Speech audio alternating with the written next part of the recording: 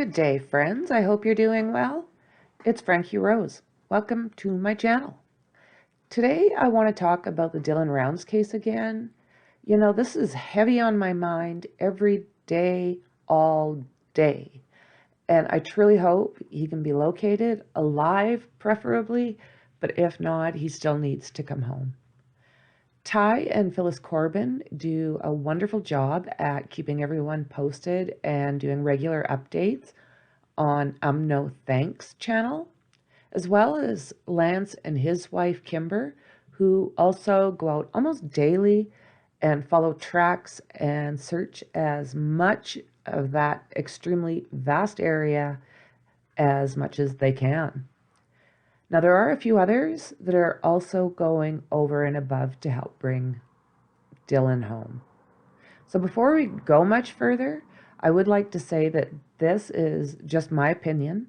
I am not educated in law, so please do your own research and decide what you think has happened to Dylan. So now how about we take a look at Dylan Rounds and who and what was around his daily life. So charges have been filed by the federal prosecutors in this case. Dylan went missing on May 28th, and he was last seen at the Saddle Sore Bar in Montello, Nevada. Montello is about 30 minutes away from Dylan's farm, which is Lucin, Utah, and it's located basically on that Utah-Nevada border. His family is from Idaho, and they filed a missing persons report 2 days later, so I do believe the 30th. The last time Dylan's family heard from him is when he talked to his grandmother, who he chatted with for a few minutes, and then Dylan told her that he needed to move his grain truck on the farm there because it was starting to rain and he didn't want his seeds to get ruined. Dylan was putting the grain truck in a shelter, and according to the FBI affidavit, that is where it was located. So Dylan's 20th birthday was on August 1st, and the outpouring of love was immense. Candice Cooley sent out and encouraged others to plant Dylan's favorite flower, the sunflower. I wasn't able to do that. It's too late in the year. And we haven't been having that great of a summer, actually. So they did this, and people from all over the world posted pictures of their sunflowers on the Find Dylan Rounds official Facebook page. I wanted to see if there was any pictures in there for this particular video, and honestly, I could not get past the massive amounts of sunflowers. It's a beautiful sight. So there are other new details on Dylan's disappearance, and there is an FBI affidavit. The complaint read that the shelter for the grain truck was on land where Jamesbrenner was squatting in a trailer, and that Dylan and Jamesbrenner did or do know each other. So Jamesbrenner is 59, and as I said, he was squatting in that trailer on the same land as the shelter was. Jamesbrenner was named a suspect by Box Elder Sheriff's Office on July 7th in a search warrant that was executed on his trailer by the FBI on June 16th. Officials say they found ammunition, ignition caps, black powder associated with muzzle loader firearms. So Don Hatley told the FBI on June 20th that Jamesbrenner brought 3 black powder firearms and asked him to keep them after Dylan went missing. FBI Special Agent Jeremiah Folk said in a court document, when Don asked why Jamesbrenner wanted these kept away, Jim said it was for his own safety, and that the last time he had trouble with the law, they took everything from him, and he did not want the same thing to happen again and lose everything to the law enforcement. According to a court document, Jamesbrenner has been charged with possessing a firearm while being a felon. He is in custody on this until his court case on September 12th. In a statement, the Box Elder County Sheriff's Office said Box Elder County volunteer teams have logged over 300 hours of searching, covering over 3,000 miles, not including the hours that it took for them to travel to and from these search areas. Box Elder County Sheriff's Office detective and deputies have also been searching around the clock, weekdays and weekends. So far, detectives have spent over 650 hours investigating this case. These numbers obviously continue to increase daily, but it does not include the time and resources being contributed by other law enforcement agencies and search teams. Dylan Round's parents are asking anyone with information to come forward and have offered a $100,000 reward with information that will lead them to Dylan. We need to have something, said Candice Cooley, who is Dylan's mom. We need a direction. Even if you don't think it's important, the smallest little piece of something could be help. Please tell us.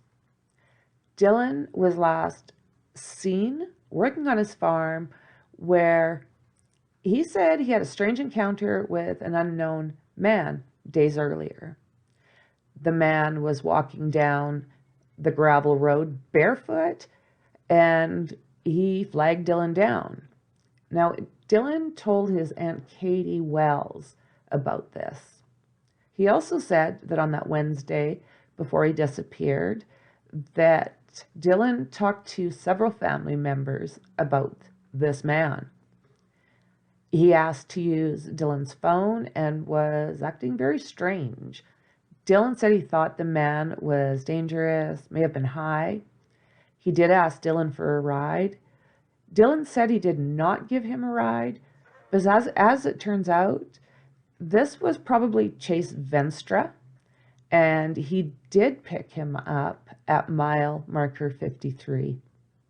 According to his aunt, Chase was seen again in Montello a few days later asking about Dylan and where he lived. Other reports say that Chase may have received a ride to Dylan's trailer that Saturday.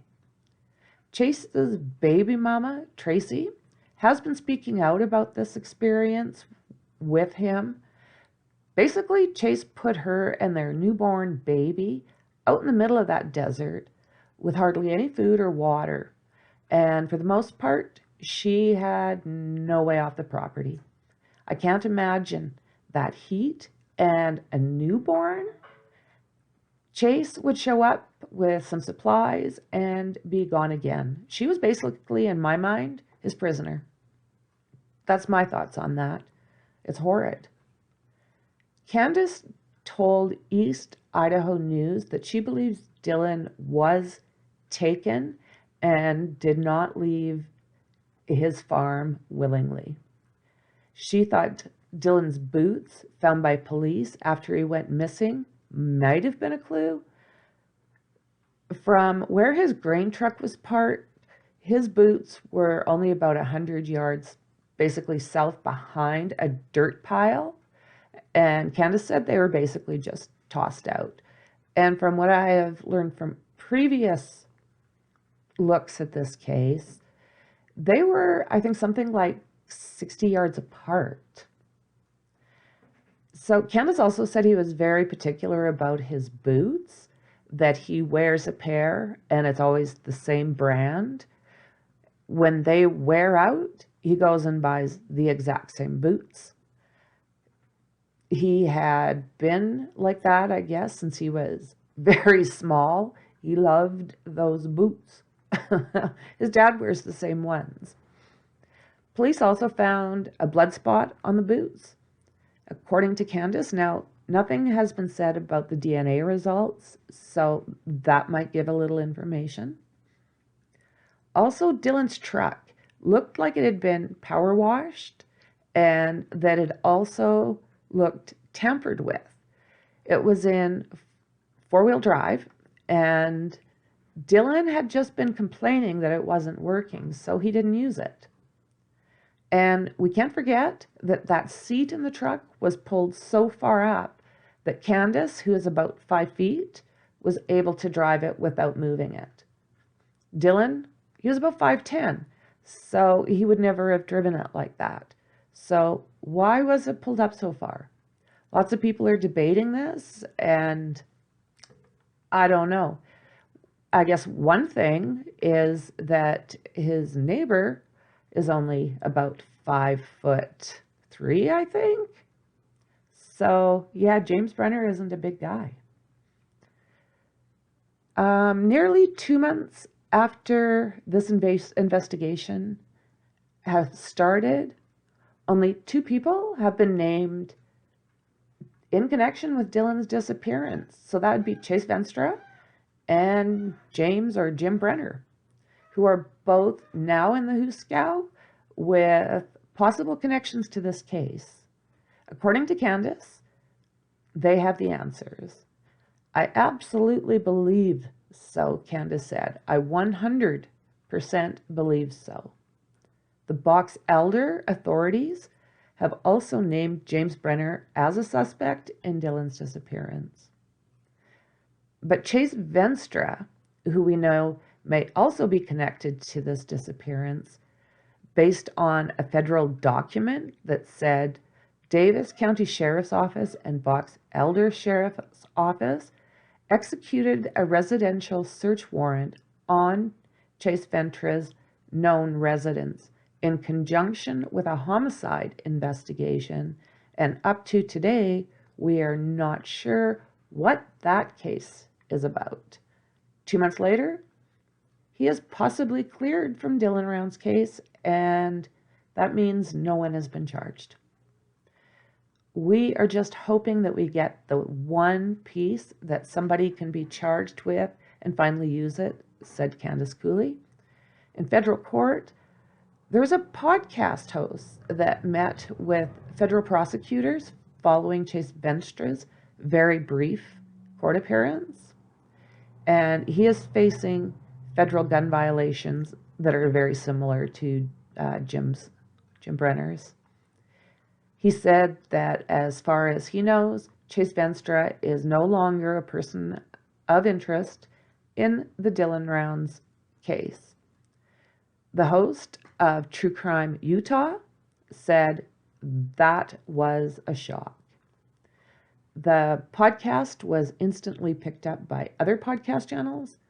Some doubted that this information was true, and it was a topic on one of my favorite podcasts, No Thanks Investigates. We were talking about how Chase is no longer a person of interest and how he made a deal, and I'm not believing anything, said Doug, who is the host of the podcast. And I don't think anyone is going to tell us anything unless it's in a press release. And I mean, he makes a good point. I'm the same. I will not believe anything until it comes from a press release. There's too many moving parts and too many people going off grid with their ideas.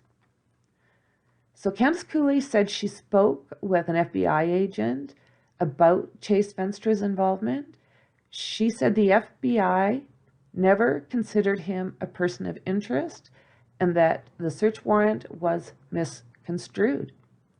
So the bottom line would be Chase Venstra has been cleared. But has he?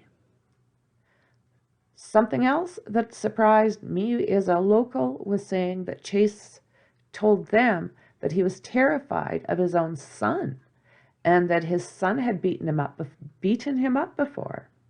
Now, his son was also in that area when Dylan went missing. And he also has a scary record. Candice said the only person who is the target of the investigation at this point is Jamesbrenner. And his trial, as we were talking about, is scheduled for in September 12th, I do believe it was. She said, I think James did something to him. I think he snapped. And especially hearing more of it in court, Jamesbrenner has been denied bail and has returned to the Weber County Jail. His trial was set for September, as we know, but he will return to state court in Box Elder County, where he's also facing more gun violations.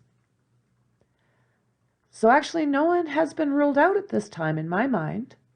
I mean, no. I personally am a podcaster, so I don't mean to be disrespectful, but for me, it has to come out of the mouth of the authorities.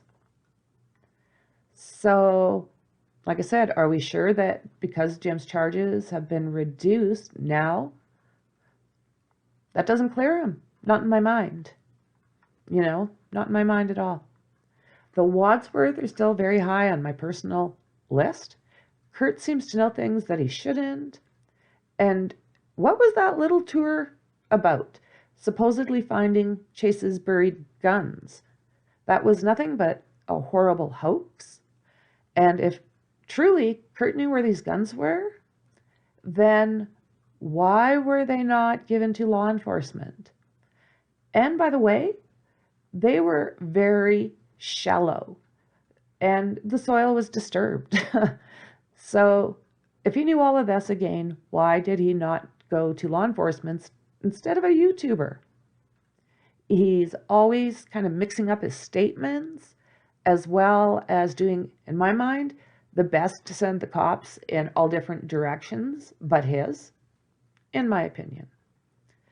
And as for the cops out there, well, shame on you guys. They have yet to go out and look at Jamesbrenner's burnt down trailer that was pointed out to them a few days ago. When that site was found, they were told immediately. So there's so many things that have been tampered with, touched, and you know what? Possibly even taken from these possible crime sites. Every time I turn a corner, there's Kurt. And that entire family cannot be ruled out no matter how hard they try. Kurt and his brothers, he's got a large family, but you know what? A few of them are literal freaks. Kurt with his 28 wives in the Philippines, Troy, who is extremely abusive and has a long record, and they have the family as an alibi because of the weekend that they say they had a barbecue. I don't know. Yeah, they alibi each out and not one single soul can be trusted. And then there's brother Scott. Well, he supposedly literally locked up women in chains in a shed and has a very long record. He is totally creepy. But you know what? He was out then. He was on the run. I can't remember which person also got charged for keeping him while he was on the run. So yeah, he was picked up just after Dylan went missing. And, the cops did start cleaning up that town, but the entire Wadsworth family, they're a mess. Each generation as bad as the one previous. Check out Aaron Wadsworth. Now, he seems to be the best of the bunch, but his criminal record is extremely long, basically for drugs, and usually with drugs come thefts, so you can buy your drugs. I guess that generation, if you think about it, really didn't have a chance. Look what they were raised by. So now Ed Harshberger's name is now being tossed around. A YouTuber is pretty sure he was able to match Ed's tire tracks to some found earlier. And Ty Corbin also has a picture, and they're side by sides. They look to me to be identical. So he's another man with a horrible temper and is also supposedly the man who was letting Jamesbrenner squat where he was. Now, there's also a jockey. No one's even able to figure out who this guy is. He's a ghost. If anyone happens to know who this guy is, call the Box Elder Police Department. Who's the jockey? The person that talked about the jockey is Don Hatley, and he said that he met him at that hunting club that's just outside of Montello. Now, the name I've heard, now, again, this is just a name being tossed around. Don't cause this guy trouble. Now, the name is F. Gibbons, or F. Kevin Gibbons. But you know what? There's no confirmation on that. That is just one of the many names that is being tossed around. I need to hear it from law enforcement. And as far as Don Hatley, well, I've not even heard of a search, just a small interview. So in my mind, he's not out of the woods either. Now, there is another thing that's come up, and that's the cattle ponds and how murky and deep they are. And I'm wondering if anyone has worked on looking in those. That might be a good job for Adventures with Purpose. A yucky job, but hey, those areas need to be cleared too, I would think. Okay, guys, so here's a random factoid. I'm related to the author from back in the late 1800s. His name is Henry Wadsworth Longfellow. Okay, I'm a Mayflower defendant. That's almost what you feel like when you have that last name in your history on Ancestry. So my family, I mean, we've all researched this, but I'm a descendant of John Alden and Priscilla Mullins, and they're my direct grandparents. And Henry Wadsworth is one of my cousins, direct cousins. Mind you, so is Anthony Perkins. I'm literally afraid to follow that part of my tree because I do not want to find that. So, yeah, there's that. So, Dylan Rounds is 5 foot 10 inches, weighing about 160 pounds. He has brown hair and brown eyes. Anyone with any information on this case is to call the Sheriff's Office 435-734-3800. Tips can also be submitted through their Facebook. I'm going to give you that number one more time, 435-734-3800. So guys, for now, I think that's what I have. I recommend anybody who is a Dylan Rounds, someone who follows him closely like I do, check out No Thanks and Crime and Justice. Check out their channels. They have the best when it comes to information on this case. Okay, well, for now, friends, I'm going to say cheers. Thank you very much for spending this time with me. Please subscribe, share, like. I would very much appreciate it. And you know what? I will see you in the next one. So off I go for now, friends. Cheers. Bye.